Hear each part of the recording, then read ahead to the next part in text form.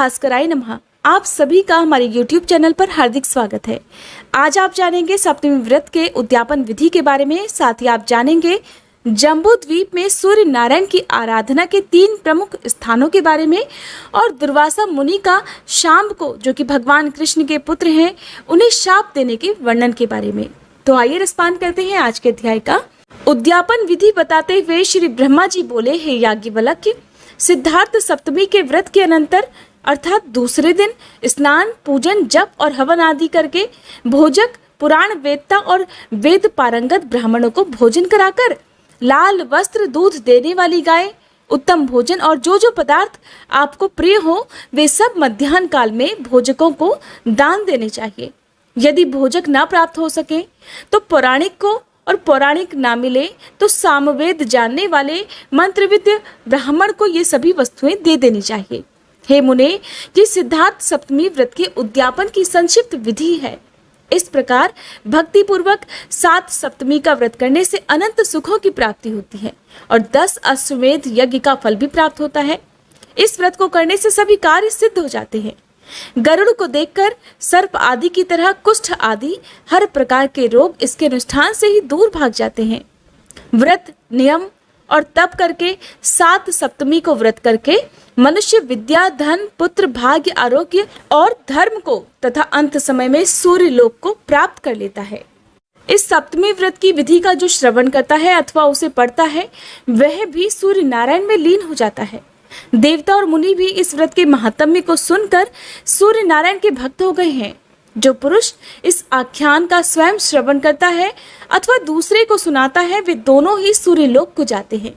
रोगी अगर इसका श्रवण कर ले तो रोग मुक्त हो जाता है। इस व्रत की जिज्ञासा रखने वाला भक्त अभिलक्षित इच्छाओं को प्राप्त कर लेता है और सूर्य लोक को जाता है। अगर इस आख्यान को पढ़कर यात्रा की जाए तो मार्ग में किसी प्रकार के विघ्न नहीं आते और यात्रा भी सफल हो जाती है। जो कोई जिस भी पदार्थ की जिस भी इच्छा की कामना करता है वह उसे निश्चित ही प्राप्त कर लेता है। गर्भिणी स्त्री इस आख्यान को सुने तो वह सुखपूर्वक पुत्र को जन्म देती है। बंध्या अर्थात बांझ सुने तो वह संतान सुख प्राप्त करती है। हे याज्ञवल्क्य, ये सब कथा सूर्य नारायण जी ने मुझसे कही थी और मैंने आपको सुना दी। और अब आप भी भक्ति पूर्वक सूर्य नारायण की आराधना करें जिससे सभी पाप नष्ट हो जाएं। उदित होते ही जो अपनी किरणों से संसार का अंधकार दूर कर प्रकाश फैलाते हैं वे द्वादशात्मा सूर्य नारायण ही जगत के माता पिता और गुरु हैं। अदिति पुत्र भगवान सूर्य आप पर प्रसन्न हो। श्री ब्रह्मा जी आगे कहने लगे, हे याज्ञवल्क्य, भगवान सूर्य जिन नामों के स्तवन से प्रसन्न होते हैं अब मैं उनका वर्णन कर रहा हूँ, ध्यान पूर्वक सुनो। नित्य, रवि, अर्क, भानु, भास्कर, मतंग, मार्तंड तथा विवस्वान नामों से युक्त भगवान सूर्य को मेरा नमस्कार है। आदिदेव, रश्मि वाली, दिवाकर, दीप्त, अग्नि तथा मिहिर नामक भगवान आदित्य को मेरा नमस्कार है। हे अदिति के पुत्र भगवान सूर्य, आप प्रभाकर, मित्र, गोपति अर्थात किरणों के स्वामी तथा दिक्पति नाम वाले हैं, आपको मेरा नित्य नमस्कार है। धाता, विधाता, अर्यमा, वरुणा, पूषा, भग, मित्र, पर्जन्य, अंशुमान नाम वाले भगवान सूर्य को मेरा प्रणाम है। हितकृत अर्थात संसार का कल्याण करने वाले, धर्म, तपन, हरि, हरिताभ अर्थात हरे रंग के अश्वों वाले विश्वपति भगवान सूर्य को नित्य मेरा नमस्कार है। ब्रह्मा, विष्णु, महेश, आत्मस्वरूप, सप्त सप्ती, हे सप्तलोकेश, आपको मेरा नमस्कार है। अद्वितीय, एक चक्र रथ अर्थात जिनके रथ में केवल एक ही चक्र है, हे ज्योतिषपति, हे सर्वप्राणभूत, सभी प्राणियों का भरण पोषण करने वाले, आपको मेरा नित्य नमस्कार है। समस्त प्राणी जगत का हित करने वाले, शिव और आरतीहर, प्रबुद्धि बोध अर्थात कमलों को विकसित करने वाले, वेद मूर्ति भगवान सूर्य को नमस्कार है। प्रजापतियों के स्वामी, महर्षि कश्यप के पुत्र, आपको नमस्कार है। भीम पुत्र और पावक नाम वाले तारासुत, आपको नमस्कार है, आपको नमस्कार है। धृषण, कृष्ण, अदिति पुत्र तथा लक्ष्य नाम वाले भगवान सूर्य को बारंबार नमस्कार है।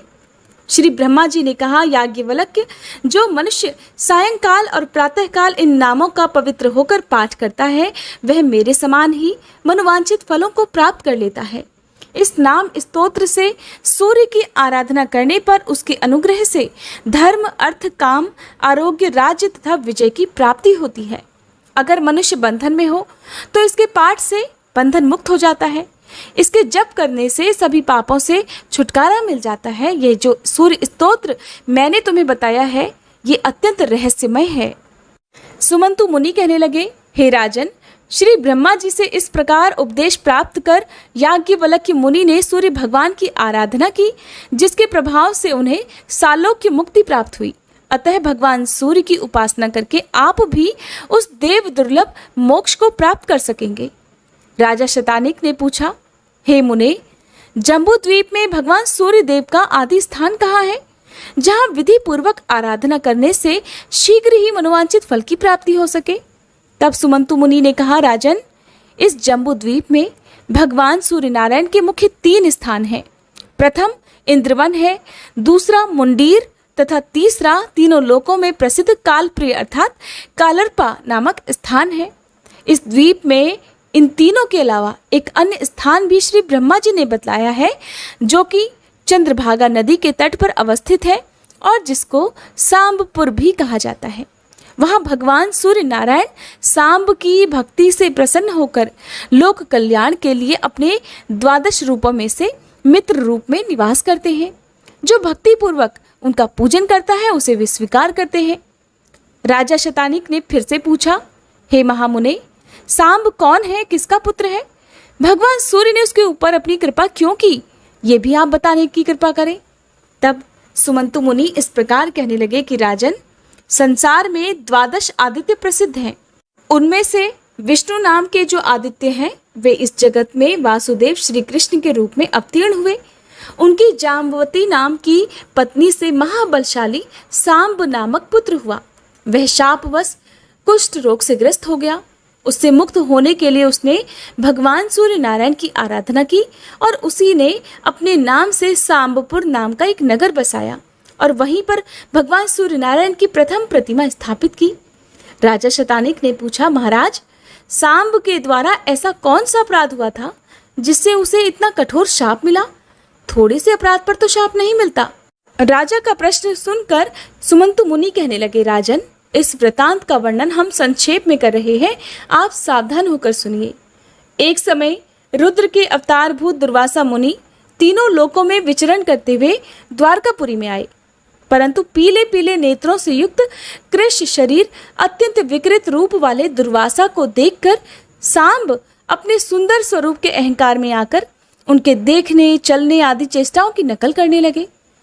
उनके मुख के समान अपना ही विकृत मुख बनाकर उन्हीं की भांति चलने लगे, जिसे देखकर सांब को रूप और यौवन का अत्यंत अभिमान है ऐसा समझकर दुर्वासा मुनि को अत्यंत क्रोध हो आया। और दुर्वासा ऋषि तो वैसे भी अपने क्रोध के लिए जाने जाते हैं। वे क्रोध से कांपते हुए कह उठे कि सांब, मुझे कुरूप और अपने आप को अति रूप संपन्न मानकर तूने मेरा परिहास किया है। जा, तू शीघ्र ही कुष्ठ रोग से ग्रस्त हो जाएगा।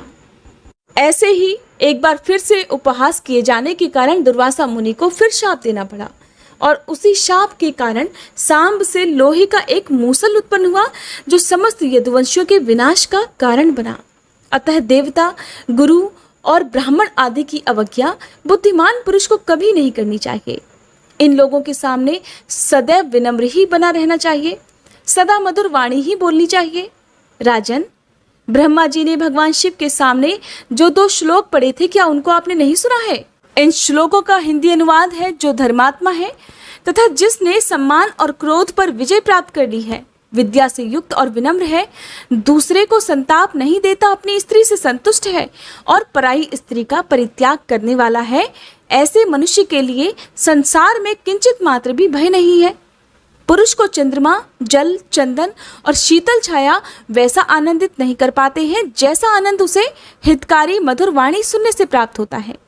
राजन, इस प्रकार दुर्वासा मुनि के शाप से सांब को कुष्ठ रोग हुआ था। फिर उसने भगवान सूर्य नारायण की आराधना करके पुनः अपने सुंदर रूप तथा आरोग्य को प्राप्त किया और अपने नाम का सांबपुर नाम का एक नगर बसाकर उसमें भगवान सूर्य को प्रतिस्थापित किया। ओम भास्कराय नमः। आज का अध्याय समाप्त हुआ। अगले अध्याय में आप जानेंगे सूर्य नारायण की द्वादश मूर्तियों के वर्णन के बारे में। उम्मीद करती हूँ आज की वीडियो आपको पसंद आई होगी। दोस्तों, आपको ये कथा कैसी लगी कृपया कमेंट कर ज़रूर बताएं। वीडियो पसंद आया हो तो लाइक करें और शेयर करें।